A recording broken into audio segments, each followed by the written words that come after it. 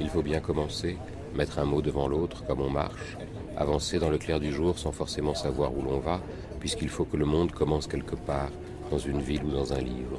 On ne cherche tant, peut-être que parce qu'il n'y a rien à trouver. On ne retourne pas à l'origine dans ce mouvement désuet de nostalgie.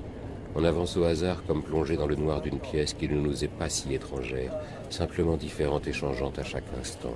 Je ne suis pas moi seulement. Qui suis-je encore? Ou quoi? Un mot? Une phrase? Ainsi que tout commence. Un pas devant l'autre. Avancer vers soi sans savoir qui nous sommes, sans savoir même qui est là.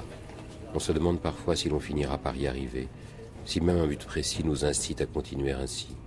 Je regarde, je ne vois rien que quelques signes vagues. De la ville, qu'est-ce qu'on voit? Ce qui n'est pas elle, mais qu'elle partage avec d'autres. Tout ce qu'il voit dans la rue, les gens qui l'y croisent, les pensées qui lui viennent en marchant, tout ce qui l'obsède ou tente à disparaître. Il le note sur un petit bout de papier de couleur qu'il peut détacher aisément et coller sur le mur de son bureau, à son retour. Il le fait à chaque fois qu'il sort se promener, à chaque fois qu'il marche dans la ville à sa recherche. Il arpente les rues avec l'espoir de la retrouver, sans jamais y parvenir. Mais il continue d'avancer. La ville habite la ville. Elle se décompose et se recompose en une série de textes, de plans de lecture, de niveaux de sens, de collages de fragments et de moments qui font d'elle un texte, ou mieux, une succession, une addition de textes superposés, un palimpseste, des bouts de texte qui renvoient à des bouts de ville. Il aurait été possible de construire un texte entier qui aurait été l'évocation de sa vie à partir de ces cases, en faisant émerger de chacune sa kyrielle de souvenirs enfouis. La vie nous apparaît ainsi, comme discontinuité, collection de faits et gestes, de paroles, de commentaires, d'images. Un livre devient un autre livre, à chaque fois que nous le lisons. Une ville, c'est pareille invention, voyage. Chaque parcours la transforme.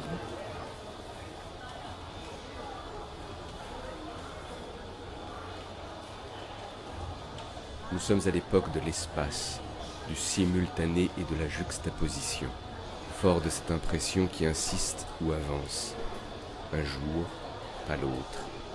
À l'époque du proche et du lointain, du côte à côte, du dispersé, temps de baptiser le voyage.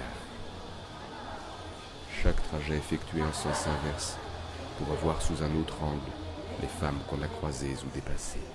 Et puis, plus rien que le souffle heurté à soi-même, source d'égarement et d'annonce dans la brume.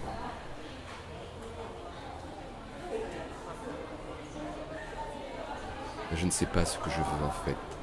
Je ne sais pas où je vais. Je vais et je viens, faussement épuisé. Nous défendons le vite, le peu étant l'errance, passager ignorant le détour, le rejet de faire suite. Ce qui passe n'est plus. Le monde s'éprouve moins comme une grande ville qui se développerait à travers le temps que comme un réseau qui relie des points, des plans de consistance et qui cherche ses branchements. Avouez que le temps joue. Ce qui passe n'est plus. L'heure de décocher. Je distingue le présent qui revient de l'actuel qui passe. Tous les livres qu'on achète, qu'on range dans nos bibliothèques, qu'on dispose sur les étagères de notre maison, contre les murs de chaque pièce de notre appartement, recouvrent peu à peu la moindre parcelle de notre intérieur, jusqu'à en transformer radicalement les dimensions, les perspectives et, en règle générale, le sens de ce qui nous entoure. Des histoires pour commencer. Nous vivons ainsi. Un renversement. Ce vertige d'être au monde. Une chose que nous sentons vaguement, ombre ou petite lueur, dont la silhouette fantomatique s'élève dans la nuit. Un désir. Une émotion. Un lieu. De la lumière et des bruits. Ces échos d'autres paroles qu'on entend là à longueur de journée. Derrière cette fenêtre, regardez la ville en contrebas. Imaginez ce qui se passe dans la pénombre. C'est ça. Continue. C'est une ouverture, une fenêtre. Ce que l'on voit en se plaçant derrière, ce qu'on observe de la ville en se tenant là, à regarder ce qui se passe, à écouter les moindres bruits. C'est un livre ouvert. des mots écrits sur des pages et les liens qu'ils tissent, parfois malgré nous, avec les autres textes, qu'on ordonne ou non. Tous ces ouvrages de notre bibliothèque. Un livre placé à côté d'un autre raconte une histoire, décrit un monde qui est différent suivant l'ouvrage à proximité. Observer l'émergence du monde, c'est observer à la fois ce qui est en train de disparaître et ce qui n'est pas encore manifesté. Nous voulons être distraits et attentifs, une manière de considérer la vie. Disparition et conséquences, la lumière des images qui défilent. C'est ainsi que je rêve d'un pays qui serait mien, une ville à inventer. Que reste-t-il sinon la fraîcheur d'une main qui se retire d'un visage brûlé par le soleil incandescent? Les murs de ma chambre ont une ombre sans cesse différente.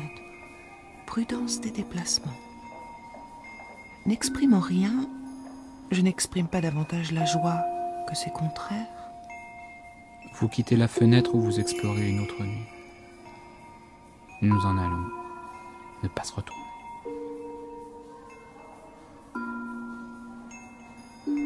C'est ce qui se passe quand on arpente les rues de la ville. Tourner à gauche alors que ce n'était pas prévu. Et soudain, tout se transforme autour de nous. L'histoire, différente.